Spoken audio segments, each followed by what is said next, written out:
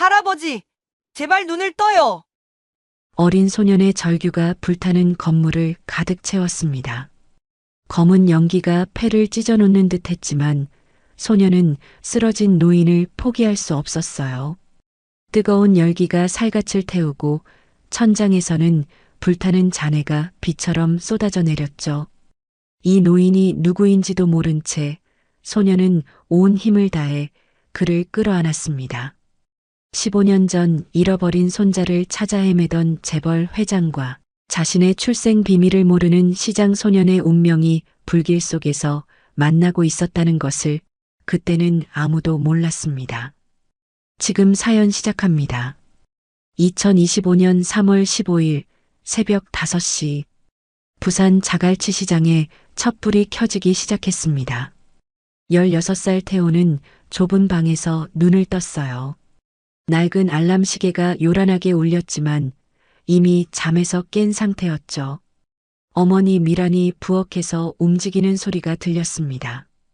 태호야, 일어났니? 오늘 갈치 경매 있어. 미란의 목소리는 피곤했지만 따뜻했습니다. 43살의 그녀는 혼자서 아들을 키우며 생선가게를 운영하고 있었어요. 남편은 태호가 어릴 때 사고로 세상을 떠났다고 했죠. 태호는 차가운 물로 세수를 하며 거울을 봤습니다. 이중으로 겹친 속눈썹이 유난히 진했어요. 학교 친구들이 부러워하는 것이었지만 정작 태호는 신경 쓰지 않았습니다. 새벽 6시 경매장은 이미 활기가 넘쳤어요. 상인들의 목소리가 시장을 가득 채웠고 신선한 생선 냄새가 코를 찔렀습니다. 태호는 익숙한 손놀림으로 스티로폼 박스를 날랐어요. 16살이지만 이미 5년째 어머니를 도와 일하고 있었죠. 오늘은 갈치가 좋네. 옆 가게 박 사장이 말했습니다. 태호는 미소를 지으며 고개를 끄덕였어요. 그때 시장 입구에 검은색 세단이 멈췄습니다.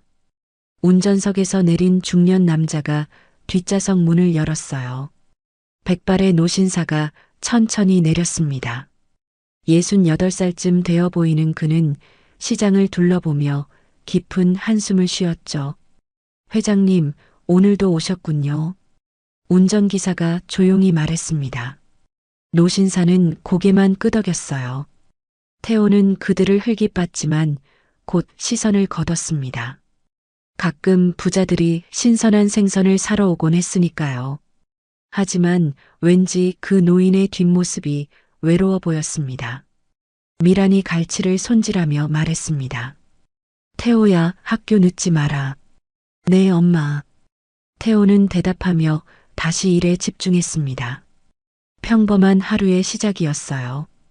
그러나 불과 5시간 후 이 평범한 일상이 완전히 뒤바뀔 운명적인 사건이 기다리고 있다는 것을 아무도 몰랐습니다. 오전 10시 시장은 평소보다 한산했습니다. 태호는 학교를 마치고 다시 가게로 돌아왔어요. 금요일이라 오후 수업이 없었죠. 가게 앞 의자에는 85세의 순자 할머니가 앉아 있었습니다. 시장에서 가장 오래 사신 어르신이었어요. 태호야, 이리 와봐. 할머니의 주름진 손이 태호를 불렀습니다. 태호는 웃으며 다가갔어요. 할머니, 또 무슨 말씀하시려고요? 순자 할머니가 태호의 손을 잡았습니다. 차갑고 거친 손이었지만 이상하게 따뜻한 기운이 느껴졌어요. 혈육은 결국 만나게 되어 있단다. 피는 못 속여. 태호는 할머니의 말뜻을 이해할 수 없었습니다. 그저 나이 드신 할머니의 옛 이야기려니 생각했죠. 할머니, 저한테 숨은 가족이라도 있대요? 태호가 장난스럽게 물었지만 할머니의 표정은 진지했습니다. 오늘이 그날이야. 운명이 바뀌는 날. 그때 시장 2층 찻집에서 연기가 피어오르기 시작했습니다. 처음엔 아무도 신경 쓰지 않았어요. 하지만 곧 검은 연기가 창문을 타고 올라왔고 불길이 보이기 시작했죠. 불이야. 2층에 불이 났어. 누군가의 외침에 시장이 아수라장이 되었습니다. 태호는 아침에 본 노신사가 2층으로 올라갔던 것을 기억했어요. 엄마, 2층에 사람이 있을 거예요. 미란이 아들의 팔을 붙잡았습니다. 안 돼. 위험해. 하지만 태호는 이미 뛰어가고 있었습니다. 물통을 집어들고 온몸에 물을 끼얹은 후 젖은 수건으로 얼굴을 감쌌어요. 계단을 오르자 뜨거운 열기가 얼굴을 때렸습니다. 찻집 안은 연기로 가득했어요. 바닥을 기어가며 앞으로 나아갔습니다. 그때 쓰러진 노인을 발견했어요. 의식을 잃은 상태였죠. 태호는 온 힘을 다해 노인을 들어 올렸습니다. 다행히 평소 무거운 생선 상자를 나르며 단련된 체력이 도움이 되었어요. 계단이 불에 타기 시작했지만 간신히 밖으로 빠져나왔습니다. 구급대원들이 달려왔고 노인을 들것에 옮겼습니다. 그때 한 대원이 놀란 목소리로 외쳤어요. 이분 박준서 회장님이잖아. 해동그룹 회장님이시다. 태호는 숨을 헐떡이며 쓰러진 노인을 바라봤습니다. 한국 최고의 재벌 회장을 구한 것이었어요. 순자 할머니의 말이 떠올랐습니다. 오늘이 운명이 바뀌는 날이라고. 병원에서 치료를 받고 집으로 돌아온 날 밤, 태호는 잠을 이룰 수 없었습니다. 등에 붙인 화상 연고가 따끔거렸고 연기를 마신 목은 아직도 칼칼했어요. 미라는 밤새 아들 곁을 떠나지 않았죠. 다음 날 아침 6시 평소처럼 일어나려는 태호를 미란이 말렸습니다. 오늘은 쉬어. 다친 몸으로 무리하면 안 돼. 하지만 태호가 고집을 부리려던 순간 밖에서 차 소리가 들렸어요. 창밖을 보니 검은색 벤츠 세대가 좁은 골목에 나란히 서 있었습니다. 정장 차림의 남자들이 내렸어요. 똑똑. 문을 두드리는 소리에 미란이 조심스럽게 문을 열었습니다. 50대 초반의 남자가 정중히 허리를 숙였어요. 안녕하십니까? 저는 해동그룹 비서실장 정대식입니다. 어제 회장님을 구해주신 김태호님을 찾아왔습니다. 정대식의 손에는 고급 과일 바구니와 봉투가 들려 있었습니다. 미라는 당황한 표정으로 태호를 돌아봤어요. 들어오세요. 좁은 거실로 들어온 정대식은 주변을 둘러본 후 다시 깊이 인사했습니다. 회장님을 대신해 감사 인사를 드립니다. 태호님의 용기 있는 행동 덕분에 큰일을 면했습니다. 그는 봉투를 내밀었지만 미란이 손사래를 쳤어요. 당연한 일을 했을 뿐이에요. 받을 수 없습니다. 정대식은 봉투를 테이블에 놓으며 말했습니다. 회장님께서 직접 오시고 싶어 하셨지만 아직 병원에 계십니다. 대신 태호님과 어머님을 서울로 초대하고 싶다고 하셨습니다. 태호와 미라는 서로를 바라봤어요. 서울이라니, 그것도 재벌 회장의 초대라니. 저희는 부담스러워요. 미란이 거절하려 했지만 정대식은 물러서지 않았습니다. 회장님께서 꼭 한번 뵙고 싶다고 하셨습니다. 그리고 정대식이 태호를 똑바로 바라봤어요. 그의 눈빛에 묘한 감정이 스쳐 지나갔죠. 회장님께서 태호님을 보시고는 특별한 느낌을 받으셨다고 하십니다. 꼭 다시 만나고 싶어 하세요. 태호는 이상한 기분이 들었습니다. 처음 본 사람인데 왜 특별한 느낌을 받았다는 걸까요? 정대식이 명함을 건네며 일어섰습니다. 생각해 보시고 연락 주십시오. 언제든 모시러 오겠습니다. 그들이 떠난 후 태호는 테이블 위에 봉투를 바라봤습니다. 그 안에는 분명 상상도 못할 돈이 들어있을 거예요. 하지만 왠지 그것보다 더 큰 무언가가 시작되는 느낌이 들었습니다. 정대식이 다녀간 지 사흘이 지났습니다. 태호는 책상 서랍 속에 명함을 넣어두고 매일 꺼내봤어요. 해동그룹이라는 이름이 주는 무게감이 너무 컸죠. 미란도 평소와 달리 깊은 생각에 잠겨 있는 모습이었습니다. 3월 18일 월요일 저녁 7시 집 전화가 울렸습니다. 평소에는 거의 울리지 않는 전화였기에 태호가 놀라 수화기를 들었어요. 여보세요? 김태호 군인가? 낮고 중후한 목소리였습니다. 어디선가 들어본 것 같은데 누구인지 알 수 없었어요. 네, 맞습니다. 누구시죠? 잠시 침묵이 흘렀습니다. 전화기 너머로 깊은 숨소리가 들렸어요. 나는 박준서일세. 자네가 구해준 사람이지. 태호의 심장이 쿵 하고 내려앉았습니다. 회장이 직접 전화를 하다니. 수화기를 든 손이 떨리기 시작했어요. 아, 회장님. 괜찮으신가요? 덕분에 무사하네. 의사가 조금만 더 늦었으면 위험했을 거라더군. 박준서의 목소리에는 진심 어린 감사가 담겨 있었습니다. 하지만 그것만이 아니었어요. 무언가 더 깊은 감정이 느껴졌죠. 태호 군, 혹시 부모님은 두 분 다 계신가? 갑작스러운 질문에 태호는 당황했습니다. 어머니만 계십니다. 아버지는 제가 어릴 때 돌아가셨다고 들었어요. 전화기 너머로 박준서가 숨을 들이키는 소리가 들렸습니다. 그래. 자네 생일이 언제인가? 9월 15일입니다. 이번에는 더 긴 침묵이 이어졌어요. 태호는 이상한 기분이 들었습니다. 왜 회장이 이런 개인적인 질문을 하는 걸까요? 태호 군, 내일 시간이 있나? 직접 만나서 하고 싶은 이야기가 있네. 저야 시간은 있지만 내일 오후 2시 자네 집 근처 찻집에서 만나자. 정대식이 안내할 걸세. 전화를 끊고 나서 태호는 한동안 수화기를 들고 서 있었습니다. 무언가 큰 일이 일어날 것 같은 예감이 들었어요. 미란에게 전화 내용을 알리자 그녀의 얼굴이 창백해졌습니다. 회장이 직접 전화를 했다고? 네. 내일 만나자고 하셨어요. 미란은 불안한 듯 손가락으로 식탁을 두드렸습니다. 그녀의 눈동자가 흔들리고 있었어요. 태호야, 꼭 만나야 하니? 엄마, 왜 그렇게 걱정하세요? 감사 인사를 하시려는 것 같은데. 미란이 자리에서 일어났습니다. 그녀는 오래된 장롱으로 가서 맨 위 서랍을 열었어요. 한참을 뒤지더니 먼지가 쌓인 작은 상자를 꺼냈습니다.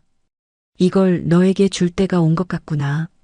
상자를 열자 고급스러운 캐시미어 담요가 나왔습니다. 한쪽 구석에는 금사로 수놓은 이니셜이 있었어요.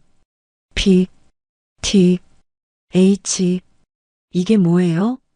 태호가 담요를 만지자 미란의 눈에 눈물이 고였습니다. 내가 갓난아기였을 때 입고 있던 거야. 우리 집에 이런 비싼 게 있었어요? 미란이 깊은 한숨을 쉬었습니다. 그녀는 뭔가 말하려다가 입을 다물었어요. 다음 날 오후 1시 30분, 태호는 약속 장소로 향했습니다. 작은 찻집 앞에 검은색 세단이 서 있었고 정대식이 문 앞에서 기다리고 있었어요. 태호님 오셨군요. 회장님께서 안에 계십니다. 찻집 안으로 들어가자 구석 자리에 박준서가 앉아 있었습니다. 병원에서 봤을 때보다 훨씬 건강해 보였어요. 하지만 그의 눈가에는 깊은 주름과 함께 알 수 없는 슬픔이 서려 있었습니다.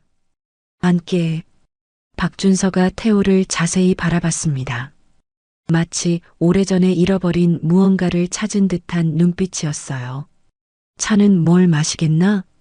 아무거나 괜찮습니다. 찻잔이 놓이자 박준서가 천천히 입을 열었습니다. 태호 군, 자네를 처음 봤을 때부터 이상한 느낌을 받았네. 마치 내 피부치를 보는 것 같았어. 태호의 눈이 커졌습니다. 박준서가 주머니에서 오래된 사진을 꺼냈어요. 이 아이를 본 적이 있나? 사진 속에는 갓난아기가 웃고 있었습니다. 태호는 고개를 저었어요. 아니요, 처음 봅니다. 이 아이는 내 손자였네. 15년 전에 잃어버렸지. 병원 화재로. 태호의 가슴이 쿵쾅거리기 시작했습니다. 15년 전 병원 화재. 그리고 자신의 나이가 16살. 이것은 우연일까요? 자네를 보니 그 아이가 생각나더군. 특히 그 이중 속눈썹.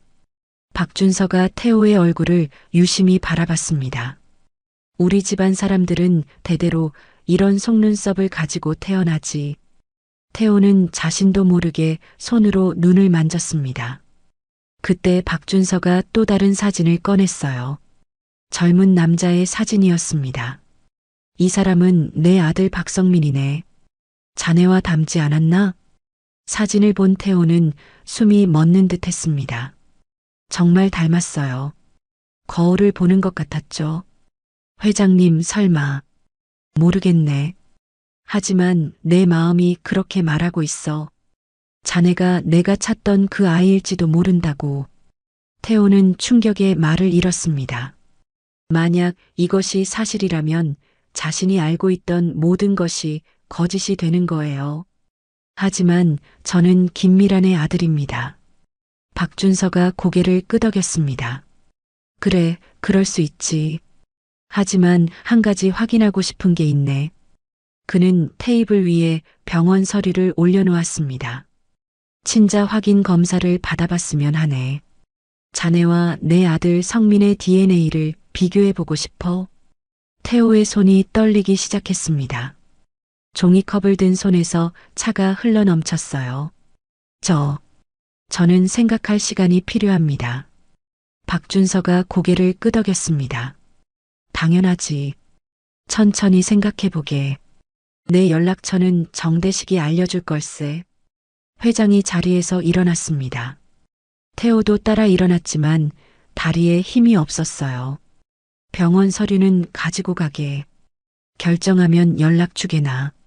찻집을 나서며 박준서가 뒤돌아봤습니다. 태호군, 무슨 결과가 나오든 자네는 내 생명의 은인이네. 그건 변하지 않아. 집으로 돌아온 태호는 곧장 방으로 들어가 문을 잠갔습니다. 박준서 회장이 건넨 병원 서류가 손에서 떨어지지 않았어요. 친자 확인 검사. 그 단어가 머릿속에서 계속 맴돌았습니다. 침대에 누운 채로 천장만 바라봤어요. 자신이 알고 있던 모든 것이 흔들리는 기분이었습니다. 저녁 8시 미란이 문을 두드렸습니다. 태호야, 저녁 먹어야지. 배가 안 고파요. 문 밖에서 미란의 한숨소리가 들렸습니다. 발걸음이 멀어졌다가 다시 돌아왔어요. 엄마가 할 말이 있어. 문 좀 열어줄래? 태호는 마지못해 일어나 문을 열었습니다. 미란의 얼굴은 수척해 보였어요. 눈가에는 울은 흔적이 역력했죠. 둘은 거실 소파에 나란히 앉았습니다. 미란이 먼저 입을 열었어요. 회장님을 만났구나. 네. 친자 확인 검사를 하자고 하셨어요. 미란의 손이 미세하게 떨렸습니다. 그녀는 깊은 숨을 들이쉬고 천천히 말했어요. 태호야, 엄마가 너를 얼마나 사랑하는지 알지? 당연하죠. 그럼 됐어. 다른 건 중요하지 않아. 하지만 태호에게는 중요했습니다. 자신이 누구인지, 어디서 왔는지 알고 싶었어요. 엄마, 혹시 내가 엄마 친아들이 아닌가요? 미란의 눈에서 눈물이 흘렀습니다. 그녀는 태호의 손을 꼭 잡았어요. 너는 내 아들이야. 그건 변하지 않아. 애매한 대답이었습니다. 태호는 더 묻고 싶었지만 엄마의 눈물을 보니 차마 입이 떨어지지 않았어요. 그날 밤 태호는 뜬 눈으로 새벽을 맞았습니다. 검사를 받을까 말까 고민이 끝나지 않았어요. 만약 박준서 회장의 손자가 맞다면 어떻게 될까요? 재벌가의 후계자가 되는 건가요? 하지만 그렇다면 지금까지 자신을 키워준 엄마는 어떻게 되는 걸까요? 다음 날 학교에서도 태호는 멍한 상태였습니다. 수업 시간에 선생님이 부르는 소리도 듣지 못했어요. 김태호, 또 딴 생각이야? 죄송합니다. 친구 민수가 쉬는 시간에 다가왔습니다. 너 요즘 이상해. 무슨 일 있어? 아니야, 아무것도. 하지만 민수는 눈치가 빨랐어요. 설마 해동그룹 회장 구한 것 때문에 뭔 일 생겼어? 태호는 대답하지 않았습니다. 민수가 어깨를 토닥였어요. 뭐든 너무 고민하지 마. 넌 똑똑하니까 잘 해결할 거야. 방과 후 태호는 혼자 바닷가로 갔습니다. 파도 소리를 들으며 생각을 정리하고 싶었어요. 해가 지는 바다는 붉게 물들어 있었습니다. 그때 전화가 울렸어요. 정대식이었습니다. 태호님 결정하셨습니까? 아직 시간이 더 필요해요. 회장님께서 기다리고 계십니다. 하지만 강요는 하지 않겠다고 하셨어요. 전화를 끊고 나서 태호는 모래사장에 앉았습니다. 차가운 모래가 손가락 사이로 빠져나갔어요. 마치 자신의 정체성이 손가락 사이로 빠져나가는 것 같았죠. 집으로 돌아가는 길에 순자 할머니를 만났습니다. 할머니는 태호를 보자 걸음을 멈췄어요. 고민이 많구나. 할머니, 어떻게 아세요? 얼굴에 다 써 있어. 중요한 선택을 해야 하는구나. 태호가 고개를 끄덕이자 할머니가 말했습니다. 진실은 때로 아프단다. 하지만 거짓 위에 세운 행복은 오래가지 못해. 할머니의 말이 가슴에 박혔습니다. 저녁 태호는 미란에게 말했어요. 엄마 검사를 받기로 했어요. 미란의 얼굴이 하얗게 질렸습니다. 정말 그래야겠니? 알고 싶어요. 내가 누구인지. 미란이 눈을 감았습니다. 한참 후 그녀가 입을 열었어요. 그래. 내가 원한다면. 하지만 약속해. 무슨 결과가 나와도 넌 내 아들이라는 걸 잊지 말아줘. 당연하죠, 엄마. 태호는 엄마를 안았습니다. 미란의 어깨가 가늘게 떨리고 있었어요. 3월 20일 아침, 태호는 정대식이 보낸 차를 타고 서울로 향했습니다. 미란도 함께였어요. 차 안은 무거운 침묵으로 가득했습니다. 서울의 한 대형 병원에 도착했을 때 박준서 회장이 로비에서 기다리고 있었습니다. 그의 옆에는 40대 중반의 남자가 서 있었어요. 이쪽은 내 아들 박성민이네. 성민이 태호를 보는 순간 그의 눈이 크게 떠졌습니다. 마치 귀신을 본 것 같은 표정이었어요. 이 아이가. 그래, 내가 말한 그 아이야. 성민의 다리가 후들거리는 게 보였습니다. 그는 태호에게 다가와 얼굴을 자세히 들여다봤어요. 정말 닮았어. 어렸을 때 내 모습이랑. 태호는 당황스러웠습니다. 처음 보는 사람이 자신을 이렇게 바라보는 게 불편했어요. 병원 검사실로 들어가기 전 미란이 태호의 손을 잡았습니다. 무슨 일이 있어도 엄마는 내 편이야. 알아요, 엄마. 검사는 간단했습니다. 혈액을 채취하고 구강 상피세포를 채취하는 것으로 끝났어요. 결과는 3일 후에 나온다고 했습니다.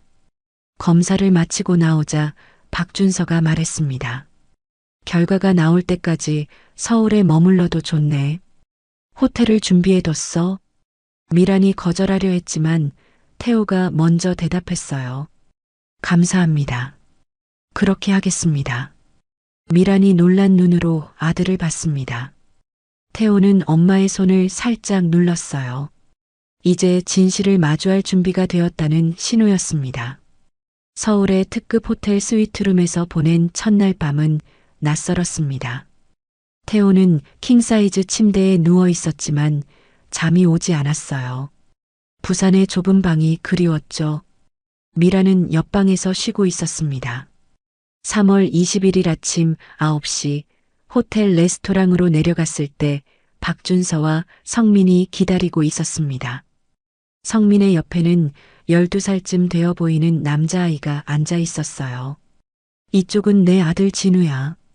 진우가 태호를 빤히 쳐다봤습니다. 호기심 가득한 눈빛이었어요. 형이 아빠 어릴 때랑 똑같이 생겼대요. 진우야, 형이라고 부르면 안 돼. 아직 확실한 게 아니잖아. 성민이 아들을 나무랐지만 진우는 계속 태호를 바라봤습니다. 아침 식사를 하면서 박준서가 말했습니다. 결과가 나올 때까지 서울 구경이라도 하게. 정대식이 안내할 걸세. 감사하지만 저희는 호텔에 있겠습니다. 미란이 정중히 거절했어요. 그녀는 어색한 분위기가 불편한 듯 했습니다. 그때 레스토랑으로 한 여자가 들어왔습니다. 35살쯤 되어 보이는 그녀는 화려한 옷차림을 하고 있었어요. 성민의 부인 윤정이었습니다. 어머, 이 아이가 그 유명한 구조소년이군요. 윤정의 목소리에는 날카로움이 숨어 있었습니다. 그녀는 태호를 위아래로 훑어봤어요. 정말 성민 오빠랑 닮긴 했네요. 우연치곤 신기하죠. 윤정이 우연이라는 단어를 강조했습니다. 박준서의 얼굴이 굳어졌어요. 윤정 씨, 조심해서 말하게. 죄송해요, 아버님. 그저 신기해서요. 분위기가 차갑게 식었습니다. 진우가 엄마를 불안한 눈으로 바라봤어요. 식사를 마치고 호텔방으로 돌아온 태호는 창밖을 내다봤습니다. 서울의 높은 빌딩들이 낯설게 느껴졌어요. 그때 문을 두드리는 소리가 들렸습니다. 진우였습니다. 아이는 수줍은 미소를 지으며 들어왔어요. 형, 같이 게임할래요? 나는 내 형이 아니야. 그래도 형처럼 보여요. 나 진짜 형이 있었으면 좋겠어요. 진우의 순수한 눈빛에 태호의 마음이 흔들렸습니다. 둘은 호텔방에서 게임을 하며 시간을 보냈어요. 진우는 밝고 명랑한 아이였습니다. 오후 4시 정대식이 찾아왔습니다. 태호님, 회장님께서 저택으로 초대하셨습니다. 가족 저녁 식사를 함께하고 싶으시답니다. 미란이 거절하려 했지만 태호가 먼저 대답했어요. 가겠습니다. 미란이 놀란 눈으로 아들을 봤습니다. 태호는 엄마의 손을 잡았어요. 엄마, 이왕 여기 온 김에 다 경험해보고 싶어요. 저녁 7시 강남의 대저택에 도착했습니다. 대문을 지나 정원을 걸어가는 데만 5분이 걸렸어요. 저택은 마치 궁전 같았습니다. 거실에는 가족 사진이 벽 한쪽을 가득 채우고 있었어요. 그 중에는 갓난아기를 안고 있는 젊은 부부의 사진도 있었습니다. 저 아기가 누구예요? 태호가 물었습니다. 박준서의 얼굴이 어두워졌어요. 내 첫 손자였지. 15년 전에 잃어버렸어. 어떻게? 병원 화재가 있었네. 신생아실이 무너졌고 시신도 찾지 못했지. 태호의 심장이 빠르게 뛰기 시작했습니다. 미란의 얼굴은 창백해졌어요. 저녁 식사 중에 박준서가 갑자기 물었습니다. 김미란 씨, 태호 군을 어디서 낳으셨나요? 미란의 손이 떨렸습니다. 포크가 접시에 떨어졌어요. 부산의 한 병원에서요. 어느 병원인가요? 성모병원입니다. 박준서와 성민이 서로를 바라봤습니다. 성민이 급하게 말했어요. 그 병원이면 15년 전에 화재가 있었던 우연이겠죠. 미란이 서둘러 말했지만 목소리가 떨리고 있었어요. 그날 밤 호텔로 돌아온 후 태호는 인터넷으로 15년 전 성모병원 화재 사건을 검색했습니다. 기사가 떴어요. 2010년 9월 15일 대형 화재로 신생아실 붕괴, 신생아 1명 실종. 태호는 자신의 생일을 떠올렸습니다. 2009년 9월 15일. 정확히 1년 차이였어요. 하지만 미라는 항상 태호가 화재가 있던 해에 태어났다고 했었죠. 엄마, 이게 무슨... 태호가 노트북을 들고 미란의 방으로 갔을 때 그녀는 창가에 서서 울고 있었습니다. 엄마, 미란이 돌아봤습니다. 눈가에 눈물이 흐르고 있었어요. 태호야, 엄마가 미안해. 무슨 말씀이세요? 미란이 침대에 주저앉았습니다. 그녀는 한참을 말없이 있다가 입을 열었어요. 너를 지켜주고 싶었어. 그게 전부야. 태호는 엄마 옆에 앉았습니다. 무언가 거대한 진실이 곧 밝혀질 것 같은 예감이 들었어요. 다음 날 오전 정대식에게서 전화가 왔습니다. 검사 결과가 내일 오후에 나온다고 합니다. 태호는 심호흡을 했습니다. 이제 모든 것이 밝혀질 시간이었어요. 자신이 누구인지, 어디서 왔는지, 그리고 엄마가 숨기고 있는 진실이 무엇인지도요. 3월 23일 아침 결과를 기다리는 하루가 시작되었습니다. 태호는 호텔방에서 창밖을 바라보며 깊은 생각에 잠겨 있었어요. 그때 노크 소리가 들렸습니다. 문을 열자 박성민이 서 있었습니다. 그의 표정은 복잡했어요. 잠깐 얘기 좀 할 수 있을까? 태호가 고개를 끄덕이자 성민이 방으로 들어왔습니다. 둘은 소파에 마주 앉았어요. 태호 군, 내가 아들을 잃었을 때 30살이었네. 첫 아이였어. 성민의 목소리가 떨렸습니다. 그는 주머니에서 낡은 지갑을 꺼내 사진 한 장을 보여줬어요. 갓난아기의 발 사진이었습니다. 이게 내 아들의 유일한 사진이야. 태어나자마자 찍은 거지. 태호는 사진을 자세히 봤습니다. 작은 발가락에 붉은 점 같은 것이 보였어요. 오른발 새끼발가락에 작은 점이 있었어. 의사는 모반이라고 했지.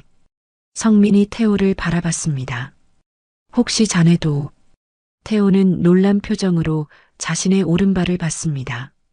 양말을 벗자 새끼발가락에 작은 붉은 점이 선명하게 보였어요. 성민의 눈이 크게 떠졌습니다. 맙소사.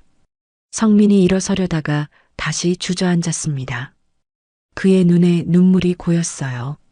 15년이야. 15년을 찾아 헤맸는데 그때 미란이 들어왔습니다. 성민을 보자 그녀의 얼굴이 굳어졌어요. 무슨 일이세요? 어머님, 태호 군의 발에 있는 점을 보셨습니까? 미란이 아들을 바라봤습니다. 그녀의 입술이 떨렸어요. 그건 태어날 때부터 있었어요. 정말입니까? 태어날 때부터? 성민의 목소리에 간절함이 묻어났습니다. 미란이 고개를 돌렸어요. 오후 1시 진우가 또 찾아왔습니다. 아이는 장난감을 들고 있었어요. 형, 이거 내가 제일 아끼는 거예요. 형 주고 싶어요. 왜? 형이 진짜 형이면 좋겠어요. 그럼 매일 같이 놀 수 있잖아요. 진우의 순수한 마음에 태호는 미소를 지었습니다. 둘은 함께 게임을 하며 시간을 보냈어요. 진우는 태호에게 학교 이야기, 친구 이야기를 끝없이 늘어놓았습니다. 형은 부산에서 뭐하고 놀아요? 바다에 가서 수영도 하고 친구들이랑 축구도 해. 와, 좋겠다. 나도 바다 가고 싶어요. 진우의 해맑은 웃음에 태호도 마음이 밝아졌습니다. 오후 3시 드디어 병원에서 전화가 왔습니다. 결과가 나왔다는 것이었어요. 박준서가 직접 병원으로 가자고 했습니다. 병원 상담실에는 의사가 서류를 들고 기다리고 있었습니다. 박준서, 성민, 태호, 미란이 모두 자리에 앉았어요. 긴장감이 감돌았습니다. 검사 결과를 말씀드리겠습니다. 의사가 서류를 펼쳤습니다. DNA 검사 결과 김태호 씨와 박성민 씨는 모두가 숨을 죽였습니다. 99.9999%의 확률로 부자관계입니다. 순간 정적이 흘렀습니다. 성민이 의자에서 일어났다가 다시 주저앉았어요. 그의 얼굴에 눈물이 흘러내렸습니다.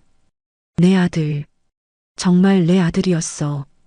박준서도 손으로 얼굴을 가렸습니다. 거짓말처럼 15년 만에 손자를 찾은 것이었어요. 태호는 충격에 말을 잃었습니다. 자신이 정말 이들의 가족이라니. 그럼 지금까지 엄마라고 부른 미란은 누구인 걸까요? 미란이 조용히 일어났습니다. 이제 진실을 말할 때가 된 것 같네요. 모든 시선이 그녀에게 쏠렸습니다.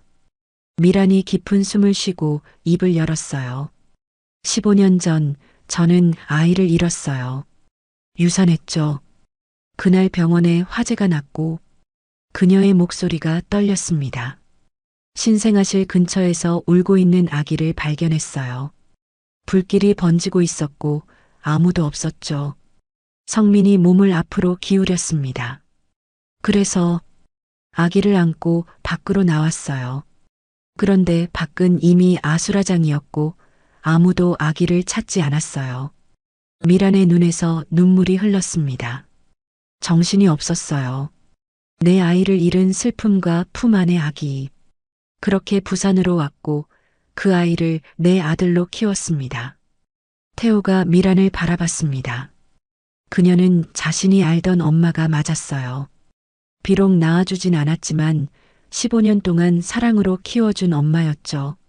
엄마. 태호가 미란의 손을 잡았습니다. 엄마는 나를 구해준 거예요. 불길에서, 죽음에서. 미란이 흐느꼈습니다. 성민도 일어나 미란에게 다가갔어요. 감사합니다. 정말 감사합니다. 성민이 미란에게 깊이 고개를 숙였습니다. 제 아들을 구해주시고 이렇게 훌륭하게 키워주셔서. 박준서도 일어났습니다. 그는 미란의 손을 잡았어요. 김미란 씨, 당신은 우리 가족의 은인입니다. 상담실은 눈물바다가 되었습니다. 15년의 이별과 오해, 그리고 기적 같은 재회. 모든 것이 한순간에 일어난 것 같았어요. 밖으로 나오자 봄날의 햇살이 따뜻했습니다. 태호는 두 아버지를 바라봤어요. 낳아준 아버지 성민과 찾아준 할아버지 박준서, 그리고 키워준 엄마 미란. 이제 태호에게는 두 개의 가족이 생긴 것이었습니다. 병원에서 나온 후 박준서는 모두를 저택으로 초대했습니다. 이제는 진짜 가족이 되었으니 함께 축하하자는 것이었어요. 태호는 복잡한 마음으로 차에 올랐습니다. DNA 검사 결과가 모든 것을 바꿔놓았죠. 저택에 도착하자 집사와 직원들이 일렬로 서서 인사했습니다. 도련님, 어서 오십시오. 태호는 도련님이라는 호칭에 어색해했습니다. 자신은 여전히 부산 자갈치 시장의 평범한 소년인데 말이죠. 거실에서 윤정이 기다리고 있었습니다. 그녀의 표정은 굳어 있었어요. 정말 기적 같은 일이네요. 죽은 줄 알았던 아이가 살아 돌아오다니. 윤정의 목소리에는 가시가 돋쳐 있었습니다. 진우가 엄마를 불안한 눈으로 바라봤어요. 엄마, 형이 진짜 형이래요. 이제 같이 살 수 있는 거죠? 그건 어른들이 결정할 일이야. 박준서가 단호하게 말했습니다. 태호는 이제 우리 가족이네. 당연히 여기서 함께 살아야지. 미란이 조심스럽게 입을 열었어요. 저희는 부산에 생활 터전이 있습니다. 갑자기 모든 걸 바꾸기는. 그럼 천천히 생각해 보시게. 하지만 태호는 해동그룹의 후계자로 교육받아야 하네. 후계자라는 말에 태호는 놀랐습니다. 자신이 재벌 후계자라니 믿기지 않았어요. 저녁 식사 시간, 성민이 태호 옆에 앉았습니다. 태호야, 이제부터 아빠라고 불러도 되겠니? 태호는 망설였습니다. 15년 동안 아빠 없이 살았는데 갑자기 아빠가 생긴다는 게 낯설었어요. 시간을 주세요. 아직은 어색해요. 성민이 이해한다는 듯 고개를 끄덕였습니다. 그래, 천천히 하자. 15년을 떨어져 있었으니까. 식사 후 진우가 태호를 자신의 방으로 데려갔습니다. 방은 장난감과 게임기로 가득했어요. 형, 이제 여기가 형 방이 될 거예요. 할아버지가 옆방을 형 방으로 꾸민대요. 나는 아직 부산에 집이 있어. 그럼 주말마다 오면 되잖아요. 우리 같이 게임하고 축구도 하고. 진우의 순진한 기대에 태호는 미소를 지었습니다. 그날 밤 미란과 태호는 호텔로 돌아왔습니다. 둘은 거실에 앉아 긴 대화를 나눴어요. 태호야, 엄마가 너를 속인 건 미안해. 엄마는 날 구해준 거예요. 사과할 필요 없어요. 미란의 눈에 눈물이 고였습니다. 하지만 이제 내 진짜 가족을 찾았잖아. 그들과 함께 사는 게 엄마도 내 진짜 가족이에요. 날 키워준 엄마가 어떻게 가족이 아니에요? 태호가 미란의 손을 꼭 잡았습니다. 다음 날 박준서는 기자회견을 열었습니다. 15년 만에 실종된 손자를 찾았다는 발표였어요. 순식간에 전국이 떠들썩해졌습니다. 해동그룹 기적의 상봉, 화재에서 살아남은 재벌 3세, 부산 소년 하루아침에 재벌 후계자로 언론의 관심이 쏟아졌습니다. 태호의 사진이 모든 신문 일면을 장식했어요. 학교로 돌아간 태호는 스타가 되어 있었습니다. 친구들이 몰려들었어요. 야, 너 진짜 재벌이야? 이제 우리랑 안 놀 거지? 부자 됐으니까 한턱 쏴. 민수만이 태호의 어깨를 토닥였습니다. 힘들지? 갑자기 모든 게 바뀌어서 어떻게 해야 할지 모르겠어. 태호는 솔직한 마음을 털어놓았습니다. 오후에 정대식이 학교로 찾아왔습니다. 도련님, 회장님께서 부르십니다. 학생들이 검은 리무진을 보며 수군거렸어요. 태호는 얼굴이 빨개졌습니다. 해동그룹 본사에 도착하자 박준서가 회장실에서 기다리고 있었습니다. 태호야, 이제 내가 할 일이 많아질 거야. 박준서는 서류 더미를 보여줬습니다. 후계자 수업, 언어 공부, 경영 공부. 준비해야 할 게 산더미야. 태호는 막막했습니다. 자신이 과연 이 모든 걸 해낼 수 있을까요? 저녁 가족회의가 열렸습니다. 박준서, 성민, 윤정, 미란, 태호가 모였어요. 태호의 미래를 논의해야 하네. 박준서가 운을 뗐습니다. 우선 서울로 전학을 와야 해. 최고의 교육을 받아야 하니까. 미란이 걱정스럽게 말했습니다. 태호가 적응할 수 있을까요? 환경이 너무 달라서. 제가 도울게요. 성민이 나섰습니다. 내 아들이니까 내가 책임지고 돌보겠습니다. 윤정이 차갑게 웃었습니다. 진우의 입장도 생각해야죠. 갑자기 형이 나타나서 모든 관심을 빼앗기면. 무슨 말씀이세요? 성민이 화를 냈지만 윤정은 물러서지 않았습니다. 현실적인 얘기를 하는 거예요. 상속 문제도 있고. 그만. 박준서가 테이블을 쳤습니다. 태호는 우리 가족이야. 더 이상의 논의는 필요 없네. 무거운 침묵이 흘렀습니다. 태호는 이 모든 갈등의 중심에 자신이 있다는 게 부담스러웠어요. 회의가 끝난 후 태호는 옥상으로 올라갔습니다. 서울의 야경이 눈앞에 펼쳐졌어요. 화려하지만 왠지 차가워 보였습니다. 뒤에서 발소리가 들렸습니다. 진우였어요. 형, 우리 엄마 말 신경 쓰지 마요. 엄마는 원래 좀 그래요. 괜찮아. 형이 진짜 형이어서 너무 좋아요. 이제 혼자가 아니잖아요. 진우의 순수한 마음에 태호는 위로를 받았습니다. 적어도 이 아이는 진심으로 자신을 반겨주고 있었어요. 별이 빛나는 하늘 아래 태호는 결심했습니다. 두 가족 모두를 지키겠다고. 그것이 자신의 운명이라면 받아들이겠다고요. 일주일이 지났습니다. 태호는 서울과 부산을 오가며 두 가지 삶을 살고 있었어요. 주중에는 서울에서 후계자 교육을 받고 주말에는 부산으로 돌아가 미란과 시간을 보냈죠. 4월 1일 월요일 아침 해동그룹 본사 회의실에서 중요한 가족회의가 열렸습니다. 박준서가 모두를 소집했어요. 태호의 후계자 선언을 공식화하려고 하네. 윤정의 얼굴이 창백해졌습니다. 그녀는 테이블 아래에서 주먹을 꽉 쥐었어요. 아버님, 너무 성급하신 것 아닌가요? 태호가 아직 준비가. 충분히 기다렸네. 태호는 내 적법한 후계자야.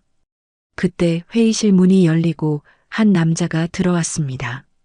박준서의 동생 박성재였어요.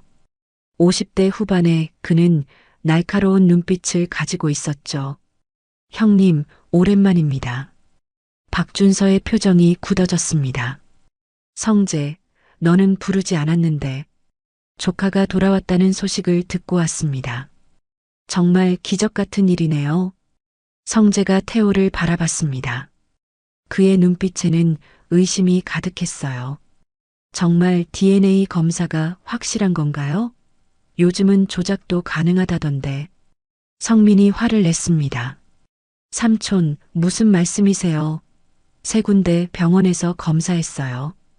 그저 확인차 물어본 거야. 재산이 걸린 문제잖아. 성재의 본심이 드러났습니다. 그는 형이 손자를 찾지 못하면 자신에게 경영권이 올 거라 기대했던 것이었어요. 회의가 끝난 후 윤정이 성재를 따로 만났습니다.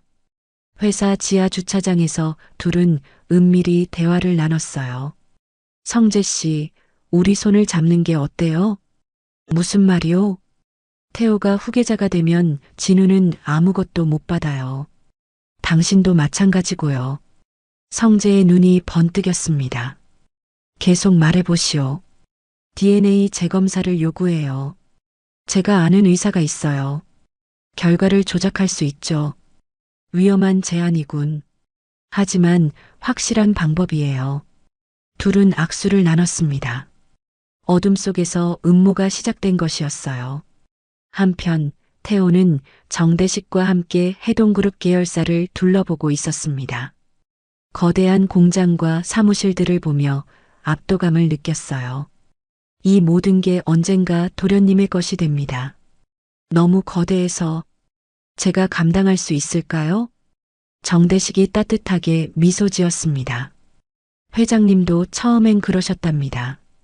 시간이 지나면 익숙해지실 거예요. 그때 태호의 휴대폰이 울렸습니다. 미란이었어요. 태호야, 집에 이상한 사람들이 와서 내 대해 물어봐. 누구예요? 모르겠어. 사립탐정 같았어. 내 과거를 캐는 것 같아. 태호는 불안감을 느꼈습니다. 누군가 자신을 조사하고 있다는 것이었어요. 저녁, 태호는 진우와 함께 있었습니다. 진우가 갑자기 울먹였어요. 형, 엄마가 이상해요. 왜? 어젯밤에 전화하면서 형 욕을 했어요. 형이 가짜라고. 태호의 가슴이 철렁했습니다. 윤정이 뭔가 꾸미고 있는 게 분명했어요. 다음 날 성재가 이사회를 소집했습니다. 그는 서류를 들고 나타났어요. 이사님들, 중요한 사실을 발견했습니다. 모두의 시선이 집중됐습니다. 김미란 씨의 과거를 조사한 결과 그녀가 정신병원에 입원한 기록이 있습니다. 미란이 충격을 받았습니다. 그건 남편을 잃고 우울증으로 정신병력이 있는 사람이 아이를 유괴했을 가능성도 있지 않을까요? 유괴가 아니에요. 전 아이를 구한 거예요. 성재가 비웃었습니다. 그걸 누가 증명하죠? 목격자도 없잖아요. 박준서가 일어났습니다. 성재, 넌 도대체 뭘 원하는 거냐? 진실을 원할 뿐입니다, 형님. DNA 재검사를 요구합니다. 이사들이 수군거리기 시작했습니다. 일부는 성재의 의견에 동조하는 듯 했어요. 회의가 끝난 후 태호는 옥상으로 올라갔습니다. 머리가 복잡했어요. 자신이 진짜 박준서의 손자가 맞는데 왜 이런 의심을 받아야 하는 걸까요? 성민이 올라왔습니다. 태호야, 걱정하지 마. 우린 진실을 알고 있잖아. 하지만 삼촌과 새어머니가 그들은 욕심에 눈이 먼 거야. 하지만 진실은 결국 밝혀질 거야.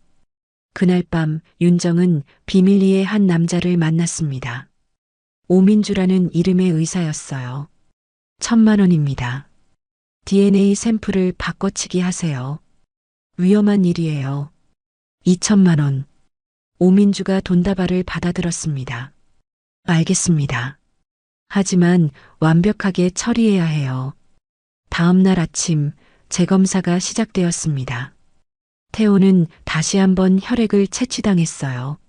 하지만 아무도 몰랐습니다. 오민주가 이미 샘플을 바꿔치기할 계획을 세웠다는 것을요. 미라는 태호의 손을 꼭 잡았습니다. 무슨 일이 있어도 넌 내 아들이야. 알아요, 엄마. 박준서도 곁에 있었습니다. 걱정 마라. 진실은 변하지 않는다. 하지만 태호는 불안했습니다. 음모의 그림자가 점점 짙어지고 있다는 걸 느꼈으니까요. 과연 진실이 승리할 수 있을까요? 아니면 거짓이 모든 것을 삼켜버릴까요?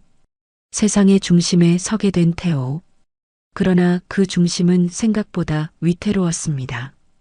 재검사 결과가 나오기까지 3일이 남았습니다.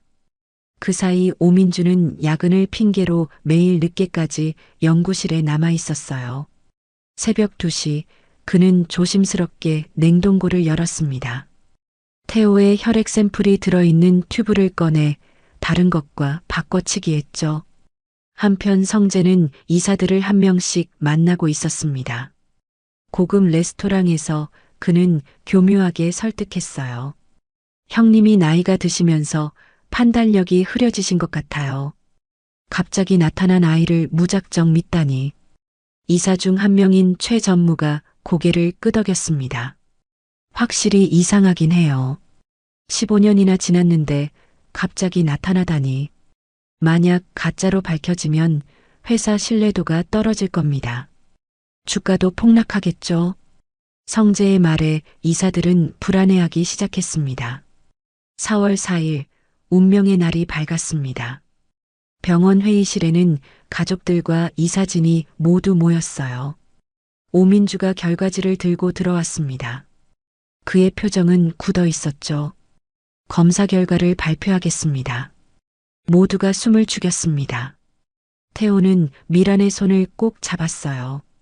김태호 씨와 박성민 씨의 DNA 일치율은 오민주가 잠시 멈췄습니다. 32%입니다. 친자 관계가 아닙니다. 충격적인 침묵이 흘렀습니다. 성민이 벌떡 일어났어요. 그럴 리 없어. 첫 검사에서는 99.9999%였어. 샘플 오염이 있었던 것 같습니다. 이번에는 더욱 정밀하게 검사했습니다. 박준서의 얼굴이 하얗게 변했습니다. 그는 태호를 바라봤어요. 실망과 배신감이 섞인 눈빛이었죠. 그럼 넌 내 손자가 아니란 말인가? 태호는 말을 잃었습니다. 이게 무슨 일인지 이해할 수 없었어요. 분명 자신은 진짜인데. 윤정이 일어났습니다. 그녀의 얼굴에는 승리의 미소가 떠올랐어요. 제가 처음부터 의심했어요. 사기꾼들이었군요. 아니에요. 우리는 거짓말하지 않았어요. 미란이 외쳤지만 아무도 듣지 않았습니다. 성재가 나섰습니다. 형님, 이제 정신 차리세요. 당신은 속은 겁니다. 이사들이 수군거렸습니다. 회장님의 판단력이 정말 문제네요. 이런 사기에 속다니. 경영에서 손을 떼셔야 하는 거 아닌가? 박준서는 충격으로 비틀거렸습니다. 정대식이 부축했어요. 회장님, 나는 정말 믿었는데. 성민이 오민주에게 달려들었습니다. 다시 검사해. 뭔가 잘못됐어. 이미 3번이나 확인했습니다. 결과는 명확합니다. 그때 진우가 울면서 태호에게 달려왔습니다. 형은 진짜 형이야. 거짓말 아니야. 진우야. 태호는 동생을 안았습니다. 적어도 이 아이만은 자신을 믿어주고 있었어요. 회의실을 나온 후 성재와 윤정은 따로 만났습니다. 잘 됐네요. 계획대로예요. 이제 형님을 치매 판정받게 해야지. 이런 사기에 속는 걸 보니 정신이 온전치 못한 게 분명해. 둘은 음흉하게 웃었습니다. 한편 태호와 미라는 호텔로 돌아왔습니다. 미라는 눈물을 흘리고 있었어요. 태호야, 미안해. 엄마 때문에.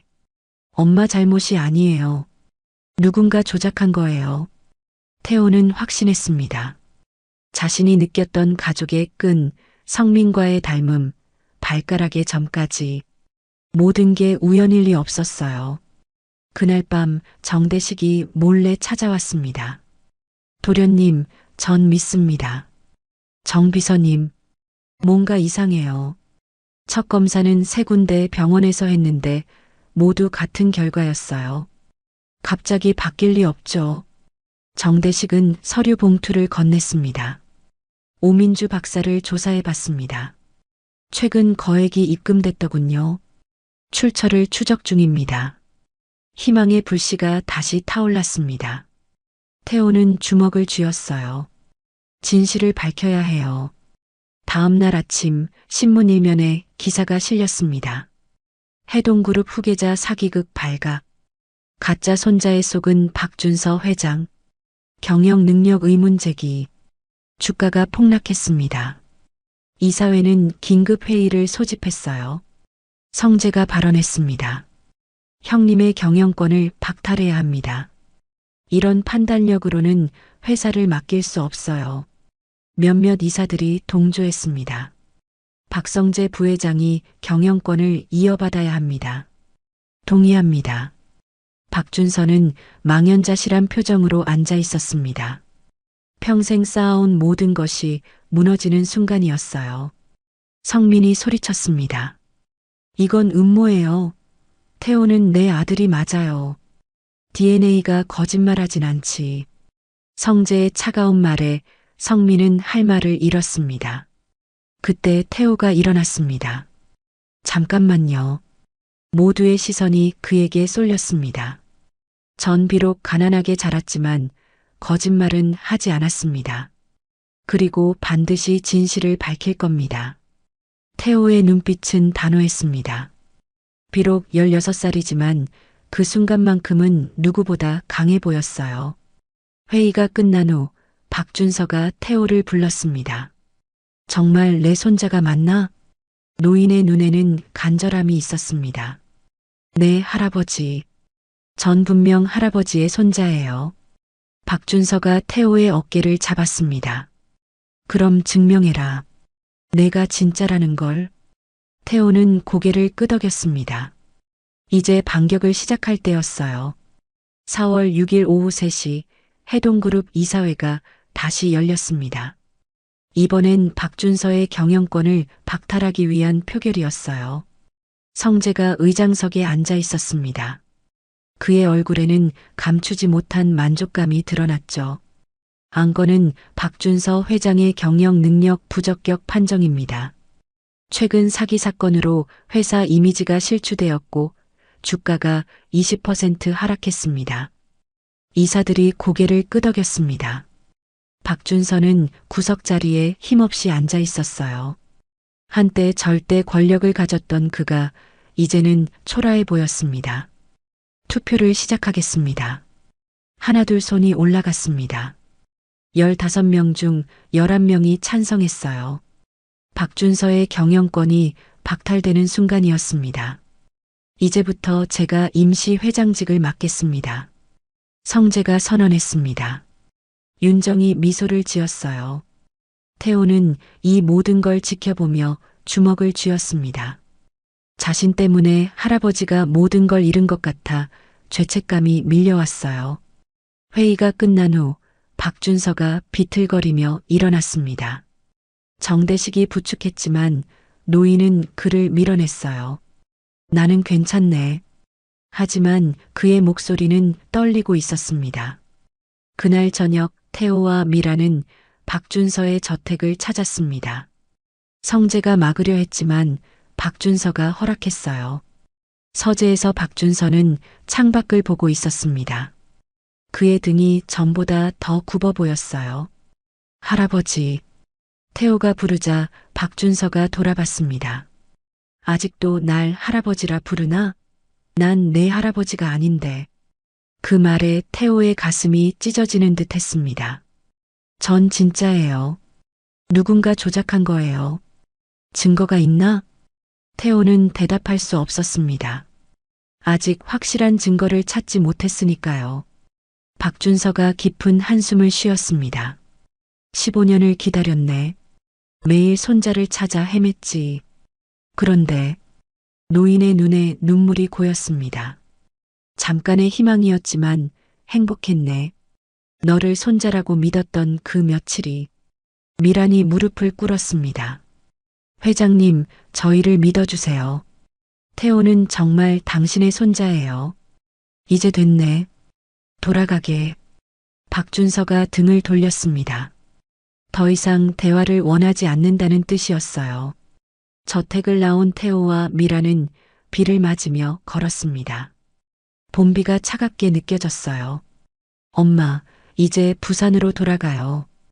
태호야, 더 이상 여기 있을 이유가 없어요. 그때 뒤에서 누군가 불렀습니다. 성민이었어요. 그는 우산도 없이 비를 맞고 있었습니다. 태호야, 가지마. 아저씨, 난 믿어. 내가 내 아들이라는 걸. 성민이 태호를 껴안았습니다. 발가락에 점 닮은 얼굴, 그리고 내 가슴이 말해. 내가 내 아들이라고. 하지만 DNA가. 그건 조작이야. 반드시 증명할게. 진우도 뛰어왔습니다. 아이는 울고 있었어요. 형, 가지 마요. 형이 없으면 안 돼요. 태호는 동생을 안았습니다. 정이 들어버린 이 아이와 헤어지는 게 가장 아팠어요. 호텔로 돌아온 후 정대식이 급히 찾아왔습니다. 도련님, 중요한 걸 발견했습니다. 그는 CCTV 사진을 보여줬습니다. 검사 전날 새벽 오민주가 연구실에 있었어요. 그리고 사진 속에는 윤정이 병원 주차장에서 오민주를 만나는 장면이 찍혀 있었습니다. 이것만으로는 증거가 부족해요. 하지만 실마리는 찾았잖아요. 태호는 희망을 버리지 않으려 애썼습니다. 다음 날 아침 충격적인 소식이 전해졌습니다. 오민주가 교통사고로 사망한 것이었어요. 새벽에 음주운전 차량과 충돌했다고 했지만 너무나 의심스러운 타이밍이었습니다. 이제 진실을 아는 사람이 없어졌어. 미란이 절망했습니다. 성재는 기자회견을 열었습니다. 해동그룹은 새 출발하겠습니다. 사기꾼들에게 법적 조치를 취할 예정입니다. 태호와 미라는 사기죄로 고소당했습니다. 경찰 조사를 받아야 했어요. 경찰서에서 태호는 억울함에 눈물을 흘렸습니다. 전 거짓말하지 않았어요. 하지만 형사는 차갑게 말했습니다. DNA가 거짓말은 안 하지. 조사가 끝난 후 태호와 미라는 풀려났지만 여권을 압수당했습니다. 도주 우려가 있다는 이유였어요. 그날 밤 태호는 한강 다리 위에 서 있었습니다. 차가운 바람이 얼굴을 때렸어요. 모든 걸 포기하고 싶은 마음이 들었습니다. 왜 이런 일이 생긴 걸까요? 미란이 아들 옆에 섰습니다. 때론 인생이 우리를 시험해. 하지만 포기하면 안 돼. 엄마는 후회 안 해요? 그날 날 구한 거. 미란이 태호를 꼭 안았습니다. 단 한 번도 후회한 적 없어. 넌 내 인생 최고의 선물이야. 그때 휴대폰이 울렸습니다. 모르는 번호였어요. 여보세요? 김태호 씨죠? 오민주 박사의 조수였습니다. 박사님이 남긴 게 있어요. 태호의 심장이 빠르게 뛰기 시작했습니다. 어쩌면 아직 희망이 있을지도 모른다는 생각이 들었어요. 전화를 한 사람은 김수진이라는 젊은 여성이었습니다. 약속 장소인 카페에서 만난 그녀는 불안한 표정으로 주변을 살폈어요. 25살쯤 되어 보이는 그녀의 손에는 서류 봉투가 들려 있었습니다. 오민주 박사님이 돌아가시기 전날 저를 부르셨어요. 수진의 목소리가 떨렸습니다. 뭔가 잘못되면 이걸 김태호라는 사람에게 전하라고 하셨죠. 그녀가 봉투를 건넸습니다. 안에는 USB와 편지가 들어 있었어요. 편지를 펼치자 오민주의 글씨가 보였습니다. 양심의 가책으로 더 이상 살 수 없습니다. DNA 검사를 조작했습니다. 김태호는 진짜 박성민의 아들입니다. USB에 모든 증거가 있습니다. 용서를 구합니다. 태호의 손이 떨렸습니다. 드디어 증거를 찾은 것이었어요. 박사님은 왜? 돈 때문이었대요. 하지만 죄책감을 이기지 못하셨죠. 수진이 눈물을 닦았습니다. 그리고 박사님 죽음도 사고가 아닐 거예요. 누군가 입을 막으려 한 것 같아요. 태호와 미라는 곧바로 정대식을 찾았습니다. USB를 확인한 정대식의 얼굴이 밝아졌어요. 이거면 충분합니다. 녹음 파일도 있고 계좌 이체 내역도 있네요. 하지만 기쁨도 잠시 문제가 있었습니다. 법적으로 이미 끝난 사안이에요. 재검사를 요구하기 어렵습니다. 미란이 절망했습니다. 그럼 어떻게? 이사회를 다시 소집해야 합니다. 하지만 성재가 이미 권력을 잡았으니 그날 밤 태호는 혼자 박준서를 찾아갔습니다. 경비원들이 막으려 했지만 박준서가 들어오라고 했어요. 서재에서 박준서는 술에 취해 있었습니다. 한 번도 술을 마시는 걸 본 적 없는 할아버지였는데요. 또 왔나? 할아버지, 증거를 찾았어요. 태호가 편지를 보여줬습니다. 박준서의 눈이 커졌어요. 떨리는 손으로 편지를 읽은 그는 눈물을 흘렸습니다. 정말 내 손자였구나. 박준서가 태호를 끌어안았습니다. 미안하다. 널 믿지 못해서. 괜찮아요, 할아버지. 하지만 상황은 여전히 어려웠습니다. 성재가 이미 회사를 장악했고 이사들도 그의 편이었으니까요. 다음 날 아침 성재가 회장실에서 서류를 정리하고 있을 때 박준서가 들어왔습니다. 형님, 무슨 일이세요? 사임하겠네. 네. 성재가 놀랐습니다. 태호가 진짜였어. 오민주가 조작한 거였다고. 성재의 얼굴이 굳어졌지만 곧 비웃음을 지었어요. 증거가 있습니까? 죽은 사람 말을 누가 믿겠어요? 너도 알고 있었겠지. 박준서가 동생을 노려봤습니다. 형님, 증거도 없이 함부로 말씀하시면 안 되죠. 성재는 여유로웠습니다. 오민주가 죽었으니 자신은 안전하다고 생각했으니까요. 한편 윤정은 불안해하고 있었습니다. 집에서 그녀는 계속 전화를 걸었어요. 모든 흔적을 지워. 통화 기록, 이체 내역 다 삭제해. 하지만 이미 늦었습니다. 정대식이 고용한 해커가 그녀의 컴퓨터를 추적하고 있었으니까요. 저녁 태호는 진우를 만났습니다. 아이는 여전히 태호를 형이라고 불렀어요. 형, 엄마가 이상해요. 계속 전화하면서 무서운 얘기를 해요. 무슨 얘기? 누군가를 없애야 한다고. 형을 말하는 것 같았어요. 태호는 소름이 돋았습니다. 윤정이 자신을 해치려 한다는 것일까요? 그날 밤 태호가 호텔로 돌아가는 길에 검은 차 한 대가 따라왔습니다. 신호등에서 차가 옆에 섰을 때 창문이 내려졌어요. 낯선 남자가 총을 겨누고 있었습니다. 조용히 타. 태호는 공포에 떨었지만 침착함을 잃지 않으려 애썼어요. 누가 시켰어요?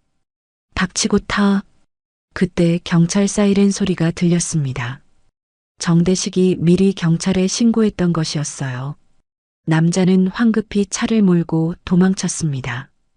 경찰서에서 태호는 진술했지만 범인을 잡지는 못했습니다. 조심하세요. 누군가 당신을 노리고 있는 것 같네요. 형사의 말에 태호는 더욱 불안해졌습니다. 호텔로 돌아온 태호는 미란과 함께 앉아 있었습니다. 엄마, 이제 정말 위험해요. 그럴수록 더 싸워야 해. 진실은 우리 편이야. 하지만 태호는 지쳐 있었습니다. 계속되는 위협과 음모에 지친 것이었어요. 새벽 2시 태호는 잠을 이루지 못하고 창밖을 보고 있었습니다. 그때 휴대폰이 울렸어요. 성민이었습니다. 태호야, 큰일이야. 아버지가 쓰러지셨어. 태호의 가슴이 철렁했습니다. 할아버지가요? 심장마비야. 지금 응급실이야. 태호는 급히 옷을 갈아입고 병원으로 향했습니다. 택시 안에서 그는 눈물을 참을 수 없었어요. 할아버지를 이제 막 되찾았는데 또 잃을 수도 있다는 생각에 가슴이 찢어졌습니다. 병원에 도착했을 때 박준서는 수술 중이었습니다. 가족들이 모두 모여 있었어요. 성재와 윤정도 있었죠. 그들의 표정은 복잡했습니다. 수술실 앞에서 태호는 간절히 기도했습니다. 할아버지가 살아나기를, 그래서 함께 진실을 밝힐 수 있기를요. 수술은 6시간이나 계속되었습니다. 새벽 8시 의사가 나왔을 때 모두가 일제히 일어났어요. 의사의 표정은 지쳐 보였지만 희망적이었습니다. 수술은 성공적이었습니다. 하지만 앞으로 48시간이 고비입니다. 태호는 안도의 한숨을 쉬었습니다. 적어도 할아버지가 살아있다는 것만으로도 감사했어요. 중환자실에서 박준서는 의식이 없었습니다. 각종 기계에 연결된 모습이 안쓰러웠어요. 태호는 할아버지의 손을 잡았습니다. 할아버지, 제가 모든 걸 밝힐게요. 꼭 깨어나세요.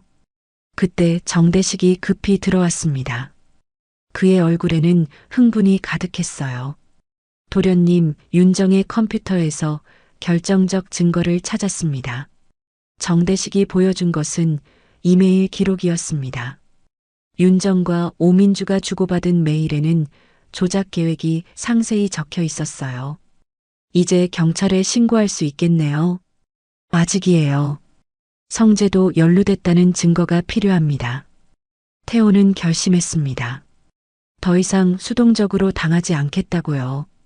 정 비서님, 이사들을 한 명씩 만나고 싶어요. 위험할 수 있습니다. 진실을 알려야 해요. 그들도 속았다는 걸요. 그날 오후 태호는 첫 번째 이사인 김전무를 만났습니다. 처음엔 거절했지만 태호의 간곡한 부탁에 마지못해 시간을 냈어요. 카페에서 태호는 오민주의 편지와 USB 내용을 보여줬습니다. 김전무의 얼굴이 점점 굳어졌어요. 이게 사실이라면 우리가 큰 실수를 한 거군. 도와주세요. 할아버지와 회사를 위해서요. 김전무는 깊은 생각에 잠겼습니다. 다른 이사들도 설득해 보겠네. 하지만 쉽지 않을 거야. 한편 성재는 불안해하기 시작했습니다. 오민주의 죽음 이후 연락이 안 되는 사람들이 있었어요. 그는 윤정을 불렀습니다. 모든 증거를 없앴나? 네, 다 처리했어요. 하지만 윤정의 목소리는 떨리고 있었습니다. 그런데 누군가 제 컴퓨터를 해킹한 것 같아요. 성재의 얼굴이 하얗게 변했습니다. 뭐라고? 그때 성재의 비서가 급히 들어왔습니다. 부회장님, 검찰에서 나왔습니다. 검사들이 들어왔습니다. 그들의 손에는 압수수색 영장이 들려 있었어요. 사기와 살인교사 혐의로 조사하겠습니다. 성재가 발버둥쳤습니다. 무슨 증거로? 이건 모함이야. 하지만 검사는 냉정했습니다. 오민주 씨의 유서와 금전거래 내역이 있습니다. 동행해 주시죠. 윤정도 연행되었습니다. 그녀는 울면서 억울하다고 외쳤지만 소용없었어요. 진우가 울면서 태호에게 달려왔습니다. 형, 엄마가 잡혀갔어요. 진우야. 태호는 동생을 안았습니다. 아이에게는 죄가 없었으니까요. 엄마가 나쁜 일을 했어. 하지만 형이 있잖아. 성민이 아들을 데려갔습니다. 그의 얼굴에는 복잡한 감정이 스쳐 지나갔어요. 아내의 배신이 충격적이었겠죠. 다음 날 긴급 이사회가 소집되었습니다. 태호가 증거를 제시하자 이사들은 충격을 받았어요. 우리가 속았군. 박준서 회장님께 큰 잘못을 저질렀어. 만장일치로 성재의 해임이 결정되었습니다. 그리고 박준서의 복귀도 승인되었어요. 병원에서 박준서가 의식을 되찾았다는 소식이 전해졌습니다. 태호는 달려갔어요. 할아버지. 박준서가 힘겹게 미소를 지었습니다. 태호야. 내 손자. 모든 게 밝혀졌어요. 이제 괜찮아요. 박준서의 눈에서 눈물이 흘렀습니다. 미안하다. 널 의심해서. 아니에요. 저도 할아버지를 만나서 행복해요. 일주일 후 기자회견이 열렸습니다. 태호는 당당히 앞에 섰어요. 저는 박태호입니다. 박준서 회장의 손자이자 해동그룹의 정당한 후계자입니다. 기자들이 일제히 플래시를 터뜨렸습니다. 그동안의 오해와 음모가 모두 밝혀졌습니다. 이제 새롭게 시작하겠습니다. 성민이 아들 옆에 섰습니다. 제 아들 태호를 자랑스럽게 생각합니다. 15년을 떨어져 있었지만 이제 영원히 함께할 것입니다. 미란도 단상에 올랐습니다. 박준서가 그녀를 초대한 것이었어요. 김미란 씨는 우리 가족의 은인입니다. 제 손자를 구하고 훌륭하게 키워주셨습니다. 박준서가 미란에게 깊이 인사했습니다. 미란의 눈에 눈물이 고였어요. 회견이 끝난 후 가족들이 모였습니다. 진우가 태호의 손을 잡았어요. 형, 이제 진짜 형이 된 거지? 그래, 영원히 내 형이야. 박준서가 태호를 바라봤습니다. 이제 후계자 수업을 시작해야겠구나. 네, 할아버지. 열심히 배울게요. 하지만 무엇보다 중요한 건 박준서가 미란을 바라봤습니다. 가족이란다. 피로만 이어진 게 아니라 사랑으로 이어진 가족. 태호는 두 어머니와 아버지를 바라봤습니다. 낳아준 아버지 성민, 찾아준 할아버지 박준서, 그리고 키워준 엄마 미란. 이제 모두가 진짜 가족이 된 것이었어요. 재판이 시작되었습니다. 4월 20일 서울중앙지방법원은 언론과 시민들로 가득했어요. 성재와 윤정이 피고인석에 앉아 있었습니다. 그들의 얼굴은 수척해 보였죠. 검사가 일어났습니다. 피고인들은 DNA 검사를 조작하고 증인을 살해하려 했습니다. 이는 명백한 사기와 살인미수입니다. 성재의 변호사가 반박했습니다. 증거가 불충분합니다. 오민주 씨의 편지는 위조일 수 있습니다. 그때 태호가 증인석에 섰습니다. 법정이 조용해졌어요. 저는 진실만을 말하겠습니다. 태호는 차분하게 그동안의 일을 설명했습니다. 처음 만남부터 조작된 검사까지 모든 것을 상세히 증언했어요. 삼촌과 새어머니는 욕심 때문에 저와 가족을 갈라놓으려 했습니다. 윤정이 소리쳤습니다. 거짓말이에요. 전 진우를 위해서. 진우를 위해서라면 정직하게 살았어야죠. 태호의 단호한 말에 윤정은 입을 다물었습니다. 다음 증인은 김수진이었습니다. 오민주의 조수였던 그녀가 결정적 증언을 했어요.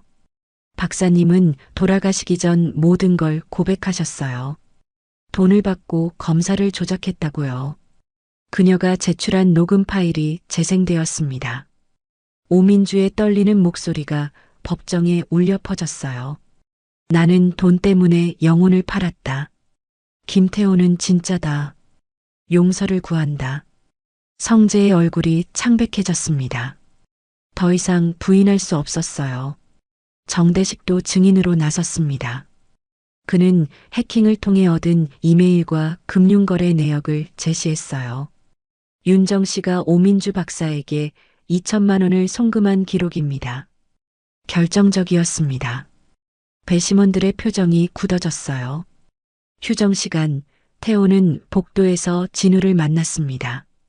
아이는 울고 있었어요. 형, 엄마가 감옥에 가는 거야? 태호는 동생을 꼭 안았습니다. 진우야, 엄마는 잘못을 했어. 하지만 형과 아빠가 있잖아. 형이 우리 엄마를 미워해? 태호는 고개를 저었습니다. 미워하지 않아. 단지 슬플 뿐이야. 법정이 다시 열렸습니다. 판사가 판결문을 읽기 시작했어요. 피고인 박성재는 사기, 위증교사, 살인미수 혐의로 징역 10년을 선고한다. 성재가 주저앉았습니다. 그의 욕심이 만든 결과였어요. 피고인 윤정은 사기 공모 혐의로 징역 5년을 선고한다. 윤정이 흐느꼈습니다. 진우가 엄마를 부르며 울었어요. 재판이 끝난 후 태호 가족은 법원 앞에 섰습니다. 기자들이 몰려들었어요. 이제 기분이 어떠세요? 태호가 마이크 앞에 섰습니다. 승리했다고 생각하지 않아요. 가족이 상처받은 건 슬픈 일이니까요. 그의 성숙한 대답에 기자들도 놀랐습니다. 일주일 후 해동그룹 회장실. 박준서는 완전히 회복되어 업무에 복귀했어요. 태호가 들어오자 따뜻하게 맞았습니다. 오늘부터 본격적인 수업이다. 네, 할아버지. 박준서는 창밖을 가리켰습니다. 저기 보이는 모든 것이 내가 지켜야 할 것들이다. 직원들과 그 가족들의 삶이 달려있지.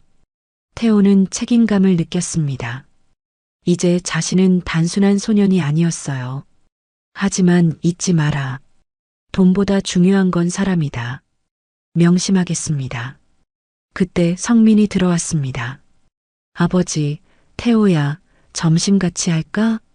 세 세대가 함께 식당으로 향했습니다. 길을 걸으며 성민이 말했어요. 태호야, 이제 이름을 바꾸는 게 어떻겠니? 박태호로. 태호는 잠시 고민했습니다. 김태호로 남고 싶어요. 엄마가 지어준 이름이니까요. 박준서가 고개를 끄덕였습니다. 좋은 결정이다. 이름이 뭐가 중요하겠니? 내가 내 손자인 걸 아는 게 중요하지. 식당에서 미란이 기다리고 있었습니다. 그녀는 이제 해동그룹 사회 공헌재단 이사가 되었어요. 박준서가 특별히 임명한 것이었죠. 태호야, 학교는 어때? 좋아요, 엄마. 친구들도 많이 사귀었어요. 미란이 아들의 머리를 쓰다듬었습니다. 비록 낳지는 않았지만 태호는 영원히 그녀의 아들이었어요. 식사를 하며 박준서가 말했습니다. 내년에 태호를 미국으로 유학 보내려 한다. 태호가 놀랐습니다. 미국이요? 세상을 넓게 봐야 큰 사람이 된다. 하버드 경영대학원에 입학시킬 예정이야. 하지만 가족과 떨어지는 건. 성민이 아들의 어깨를 두드렸습니다. 우린 언제나 연결되어 있어. 거리는 문제가 안 돼. 그날 저녁 태호는 진우와 함께 있었습니다. 진우는 여전히 엄마를 그리워했지만 조금씩 적응하고 있었어요. 형, 엄마 면회 갈 때 같이 가줄래? 물론이야. 형이 있어서 다행이야. 진우가 형의 품에 안겼습니다. 태호는 동생을 꼭 안아줬어요. 밤이 깊어가며 태호는 일기를 썼습니다. 오늘도 많은 일이 있었다. 재판이 끝났고 진실이 밝혀졌다. 하지만 이게 끝이 아니라 시작이다. 이제 나는 두 가족의 사랑을 받는 사람이 되었다. 그 사랑에 보답하며 살아가야 한다. 창밖으로 서울의 야경이 빛나고 있었습니다. 한때는 낯설기만 했던 이 도시가 이제는 제2의 고향이 되었어요. 다음해 3월 15일. 정확히 1년 전 운명적인 화재가 있었던 날이었습니다. 부산 자갈치 시장은 여느 때와 같이 활기찬 아침을 맞고 있었어요. 하지만 이제 이곳에는 특별한 건물이 하나 더 있었습니다. 태호가 세운 청소년 센터였죠. 17살이 된 태호는 센터 앞에 서 있었습니다. 1년 사이 키가 훨씬 자랐고 얼굴에는 성숙함이 묻어났어요. 오늘은 센터 개관 1주년 기념식이 있는 날이었습니다. 형? 진우가 달려왔습니다. 13살이 된 진우도 많이 자랐어요. 엄마 없이 1년을 보냈지만 형과 아빠의 사랑으로 밝게 자라고 있었습니다. 진우야, 엄마 면회는 잘 다녀왔어? 응, 엄마가 형한테 고맙다고 전해달래. 윤정은 모범수로 형량이 줄어 3년 후면 출소할 예정이었습니다. 태호는 그녀를 용서했고 진우와 함께 매달 면회를 갔어요. 미란이 센터에서 나왔습니다. 그녀는 이제 이곳의 센터장이었어요. 태호야, 할아버지 오셨어. 박준서가 정대식과 함께 도착했습니다. 70살이 된 그는 여전히 정정했어요. 1년 만에 다시 오니 감회가 새롭구나. 박준서가 시장을 둘러봤습니다. 1년 전 이곳에서 태호를 처음 봤던 기억이 생생했죠. 기념식이 시작되었습니다. 센터에서 도움을 받는 청소년들이 모였어요. 태호가 마이크 앞에 섰습니다. 1년 전 저는 평범한 시장 소년이었습니다. 하지만 운명은 저를 특별한 길로 이끌었어요. 청중들이 조용히 들었습니다. 돈과 권력이 중요한 게 아니라는 걸 배웠습니다. 진짜 중요한 건 사랑과 신뢰예요. 박수가 터져 나왔습니다. 기념식이 끝난 후 가족들은 순자 할머니네 가게로 갔습니다. 86세가 된 할머니는 여전히 건강했어요. 내가 말했잖아. 혈육은 결국 만난다고. 할머니가 태호를 보며 미소 지었습니다. 할머니 덕분이에요. 그날 운명이라고 말씀하셨잖아요. 점심은 1년 전 화재가 있었던 그 국밥집에서 먹었습니다. 다시 지어진 가게는 더 깨끗하고 넓어졌어요. 여기서 처음 뵀었죠. 태호가 박준서를 보며 말했습니다. 그래, 그때는 서로를 몰랐지만 뭔가 끌렸었지. 성민이 아들과 아버지를 번갈아 봤습니다. 이제 우리는 진짜 가족이 됐어요. 식사를 마치고 해변으로 갔습니다. 봄바다는 잔잔했고 갈매기들이 날아다녔어요. 태호는 1년 동안 많은 것을 배웠습니다. 경영 수업을 받으며 회사 일을 익혔고 주말마다 부산과 서울을 오가며 두 가족과 시간을 보냈죠. 태호야, 미국 유학 준비는 잘 되고 있니? 박준서가 물었습니다. 네, 할아버지. 하지만 가족과 떨어지는 게 걱정이에요. 걱정 마라. 방학 때마다 돌아오면 되잖아.